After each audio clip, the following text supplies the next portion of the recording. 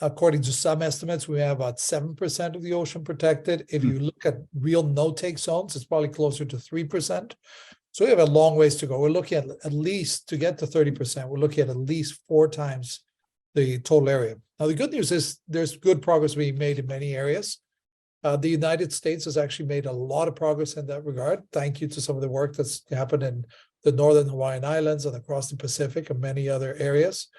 And a very important development just happened barely a month ago, which was a global agreement on what's called the Biodiversity Beyond National Jurisdiction. Let us not forget that the majority of the ocean falls outside the national boundaries.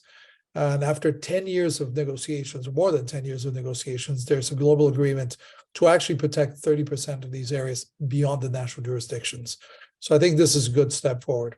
Now, we do know that even small locally managed marine protected areas can have a hugely positive impact in terms of local livelihoods because of spillover effect.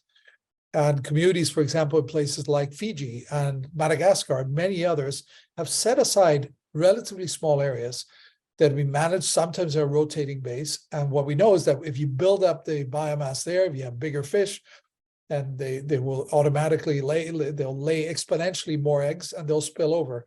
And because of the ocean currents, even small protected areas can have a huge impact in terms of the restoration and the livelihoods of many people. So there's a win-win-win solution here that we need to pursue much more aggressively.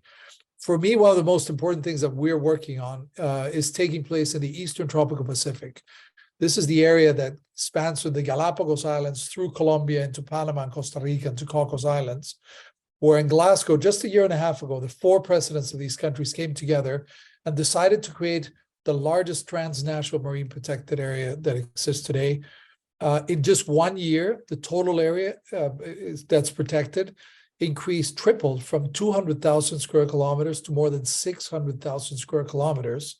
And of course, right now, it's not only about declaring them on paper, but managing them as a unit.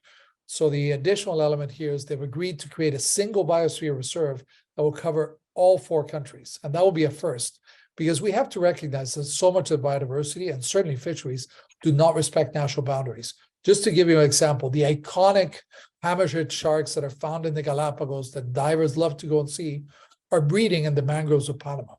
So one of the things that we're doing right now is really strengthening the science, looking at the working organizations like Migramar to look at the migrations of these animals across these areas, and also exploring the seamounts, because we know so little about what's lying underneath the surface. And just today I was looking at a paper looking at a new underwater sea reef that was found in the Galapagos at 600 meters depth, completely new, unknown to science, that was just described thanks to some of the technologies that we have. So there's tremendous potential for what we can do here. It's good not only for conservation, but it's crucial for the fisheries. We need to look at not only protecting that 30%, but doing sustainable management of the other 70%.